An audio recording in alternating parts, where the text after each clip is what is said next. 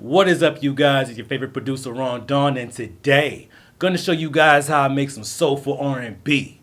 Let's get into it. Ron got the recipe. Alright, so before we start this video, I want to say thank you to everyone who's been liking, sharing, and commenting. It helps a lot. I really appreciate it.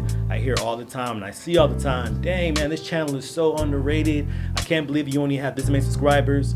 I need you guys to share the video, share the content, and if you haven't already, subscribe. Let's get into it.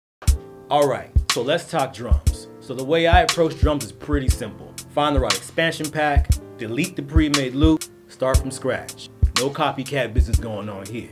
You're definitely going to want your drums to swing, so you're going to be practicing with your metronome. The reason why is because you do not want to quantize your drums.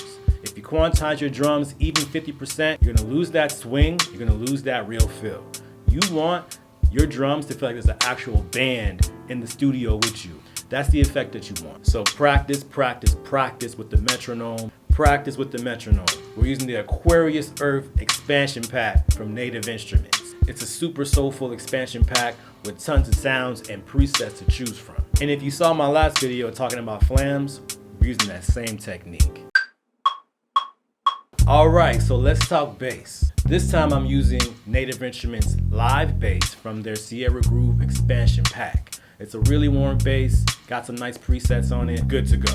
Now, you are going to want to do some research, so I recommend listening to Erykah Badu, Jill Scott, Musiq Soulchild, and even PJ Morton.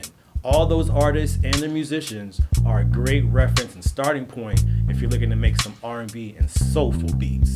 Other than that, I spend most of my time in the piano roll shortening notes, making them longer, extending them, or even the accents, making them louder or softer.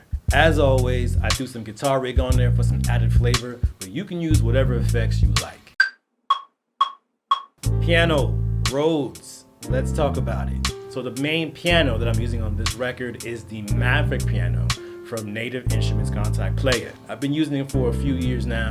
It's pretty fire, but it's also got some nice airy low undertones. So if you're looking for a piano that's on the warmer side, but also a little bit airy to it, go with the Maverick. So really what I wanted to do here was play 4 chords that complement the bass line that are also soulful or R&B-ish, right? You want to find a good middle ground where the bass, the drums, and everything else feels nice.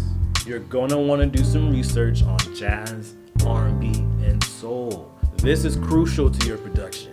People will be able to feel the difference if you're taking shortcuts. Don't do it. Don't do it. Now, if you're looking for some chords to practice, I dropped a link below that you guys can look at on your own time and practice too.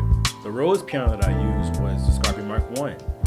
No crazy effects on there, just how it is. Open it up, start playing. I didn't want it to be too overbearing, I just wanted to complement the piano.